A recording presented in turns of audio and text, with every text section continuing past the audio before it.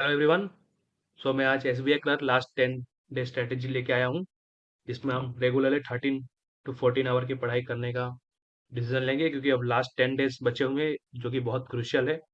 और जिसका भी एसबीआई क्लर्क निकला है, उसके लिए बहुत ही ज़्यादा कॉन्ग्रेचुलेशंस। मेरा भी निकला है, मैंने गुजरात से दिया था। मेरे को 65 मार्क्स आए हैं, कट ऑफ 47 था। और जिसका नहीं निकला है, वो अभी होप नहीं आ रहे, अभी ये साल शुरू भी नहीं हुआ है। आईबीपीएस, आरआरबी, एसबीआई सबकी एग्जाम बची हुई है इस साल की। सो लगे रहना। और जिनका हो चुका है, तो ये आप फॉलो कर सकते हो लास्ट 10 डेज के लिए। मैंने इस टाइम टेबल को 4 सेशन में डिवाइड किया है। जो मैं अगर आपके ऊपर है, मैं सुबह उठ के पढ़ने वाला हूँ। अगर आप रात के पढ़ने वाले हो तो उस हिसाब से एडजस्ट कर सकते हो आप। मैं 4 बजे उठूंगा, और 4 बजे उठने के बाद मैं सबसे पहले अपनी शुरुआत वोकेबलरी से करूंगा।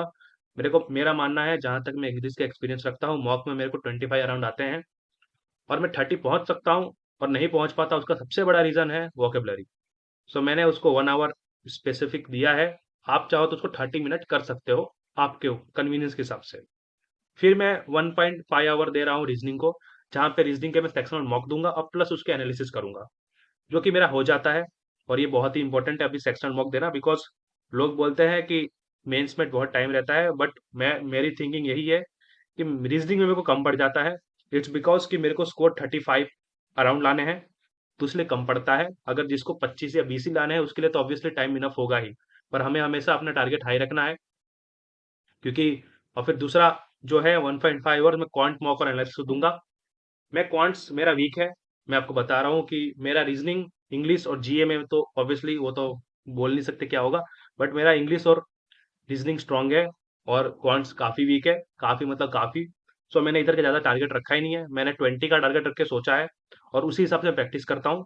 और मैं 1.5 से तो दूंगा नहीं, मेरा मेन फोकस डीआई रहेगा इसमें, क्योंकि डीआई मैं कर लेता हूँ अगर अरिथमेटिक बेस ना आए तो। और बाकी तो मिसलेनियस जो है उसको अटेम्प्ट कर ही लूंगा। यस। और बाकी फिर आता है इंग्लिश मॉक। और इंग्लिश का मॉक देना बहुत जरूरी है। इन तीनों का सेक्शनल मॉक देना अभी 10 दिनों में काफी जरूरी है, बिकॉज आपको एक आइडिया होगा, आप सब कुछ एनालिसिस करके बहुत कुछ सीख सकते हो। और सीखना भी चाहिए, अभी अपने को हैबिट लानी है कि कैसे सब कुछ करना है, और ये काफी हेल्प करेगी। और ऐसे भी अगर अभी आप कुछ नया सीखने जाओगे तो कोई मतलब नहीं है, तो मॉक ही बेस्ट रहेगा अभी के हिसाब से। खाली आप मॉक दो, बहुत है। फिर मेरा सेकंड सेशन जो आता है वो 10:30 से 12:30 होता है। मैं 1 घंटा ब्रेक लेता हूँ बीच में, जो कि मेरा ब्रेकफास्ट होता है। और सेकंड सेशन में मैं इंग्लिश गाइडेड मॉक देता हूँ। अनुभव सर अड्डा के फैकल्टी है, यूट्यूब पे उनकी क्लास होती है, सुपर मॉक्स करके। वो मैं ले रहा हूँ अभी, क्योंकि उधर मैं इसलिए उनको ले रहा हूँ, बिकॉज जो उनके गाइडेड मॉक है ना, वो काफी हेल्पफुल है, लिटरली काफी हेल्पफुल है। मेरे को अपने इंग्लिश में स्कोर्स बढ़ाने हैं। मैं 25 पे अटका हुआ हूँ, उसके अराउंड कभी 20 आते हैं, कभी 25 आते हैं, बट 25 से ऊपर नहीं जाता हूँ। मेरे को कैसे भी करके वो 25 से 30 पहुंचना है। और मैं अगर उधर 30 पहुंचूंगा तो मेरे कहीं ना कहीं वो मैं पहुंच सकता, मेरे को वो आइडिया है। इसलिए मैं अपना इधर गाइडेड मॉक पे दे रहा हूँ। आपको जो लगे कि आपको अगर रीजनिंग को एक्स्ट्रा टाइम देना, आप रीजनिंग को दो। आपको लग रहा है कि क्वांट्स को देना, आप क्वांट्स को दो। मैंने इधर अपने इंग्लिश को दिया हुआ है अनुभव सर के द्वारा। आप एक बार ट्राई कर सकते हो, अपने को नहीं जानते तो लिटरली मेरे हिसाब से बेस्ट फैकल्टी है पूरे यूट्यूब पे, अभी अभी बेस्ट फैकल्टी है, नो डाउट। फिर मैं इतना पढ़ने के बाद सुबह से लेके अभी तक मेरे 7 घंटे की पढ़ाई हो चुकी है। और उसके बाद मैं 2 घंटा रेस्ट लेता हूँ, जिसमें मैं 1 घंटे का नैप लेता हूँ, और मैं लंच करता हूँ, और 30 मिनट्स मोबाइल स्क्रॉल करता हूँ। तो ये मेरा रहेगा 2 घंटे के ब्रेक में। उसके बाद मैं 2:30 से लेकर 6:30 तक एक नया सेशन चालूंगा। उसमें मैं 2.5 घंटे फुल लेंथ मॉक देने वाला हूँ, 2.5 आवर्स। और उसका एनालिसिस करूंगा। बट मैंने इधर ये ऐसा सोचा है कि दोनों में एक दिन में नहीं कर पाऊंगा, analysis plus full length walk. तो मैं ऐसा करने वाला हूं कि अभी लास्ट के 7 डेज मैं क्या करूंगा, खाली मॉक दूंगा और उसका एनालिसिस करूंगा, पर अल्टरनेटिव डेज। मतलब अगर जैसे कि आज मैंने मॉक दिया, तो इसका एनालिसिस कल यही टाइम पे करूंगा। तो मैंने ऐसा सोचा हुआ है, क्योंकि मैं सुबह ऐसे भी तीनों सब्जेक्ट का मॉक दे रहा हूँ सेक्शनल, और उनका एनालिसिस भी कर रहा हूँ। तो ये अभी मैं चला सकता हूँ, हाँ। बट लास्ट 3 to 4 डेज में मैं full length mock plus analysis करूंगा, और ऊपर के वो जो है सेक्शनल मॉक, उनको हटा दूंगा। ऐसा करूंगा मैं। अभी मैं ऐसा कर रहा हूँ। फिर उसके बाद में 1.5 और करंट आवर रिवीजन। अब मैं इधर से करंट अफेयर के चालू करता हूँ। अभी मैं फॉर एग्जांपल अभी मैं फैब कवर कर रहा हूँ, तो मैं जो अभी 1.5 करूंगा वो खाली फैब पढ़ने वाला हूँ। मैं फैब मेरा टारगेट ये रहता है कि जितना हो सके रीडिंग करो। अभी लेक्चर देखने का समय नहीं है। आप लेक्चर देखोगे तो कोई फायदा नहीं होगा, आपका वेस्ट ही होगा, क्योंकि लेक्चर में जब इतना 1 घंटे में आप करते हो ना, उसका आप डबल कर लोगे वही 1 घंटे में अगर रीडिंग करने गए तो। और ऐसे भी करंट अफेयर सब कुछ रीडिंग और रिवीजन का है। इस 10 दिनों में आप जितने पेजेस पढ़ सकते हो करंट अफेयर के, जितना रीड कर सकते हो कर लो। और मैं बोलूंगा मेन फोकस आपका जनवरी फरवरी मार्च और जो अप्रैल के पहले 5-6 दिन का रहना चाहिए। मेन फोकस यही रहना चाहिए। दिसंबर अक्टूबर नवंबर आप एक बार देख लेना, मतलब एक बार पढ़ सको, या फिर कुछ भी लेक्चर वेक्चर जो भी हो 1 घंटे का जहाँ पे, या फिर एमसीक्यू जो भी हो देख लेना। और उसके बाद मेरा आता है फोर्थ सेशन। फोर्थ सेशन आता है 8 to 10:30 PM।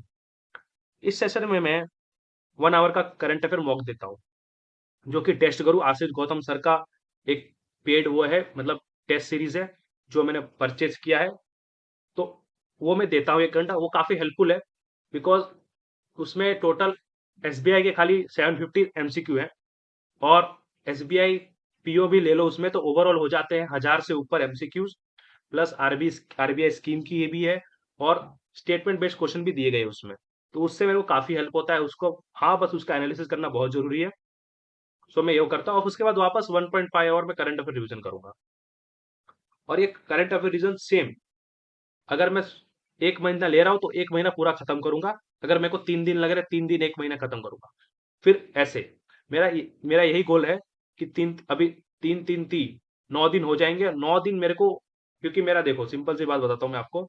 करंट अफेयर में मेरा जनवरी फरवरी मार्च ये तीनों हो चुका है पहले से ही, तो मेरे को ज्यादा समय नहीं लगेगा रिवाइज करने में। मेरा अक्टूबर भी हो चुका है, नवंबर और दिसंबर मेरा बचा हुआ है, जिन्हें मैं टोटल दोनों मिला के मैं 4 से 5 दिन दूंगा। उनको एक बार पढ़ूंगा बस। और बाकी जितना भी समय बचेगा मैं इन चारों महीने को देने वाला हूँ। और बाकी, और मैं यही फॉलो करूंगा थ्रू आउट। 10 डेज लिखा हुआ है मैंने, बट 10 डेज फॉलो शायद ना करूं। मैं 8 डे, 8 डे फॉलो करूंगा। लास्ट के 2 डे बहुत चेंज कर दूंगा मैं।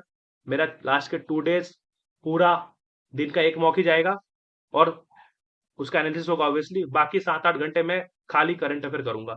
बिकॉज लास्ट के two two days maths reasoning करके कोई फायदा नहीं है, क्योंकि जो आता है आपको आता ही है, उसमें कुछ नहीं कर सकते। इंग्लिश में जो आता है, बट इसमें बहुत जरूरी है रिवीजन करना।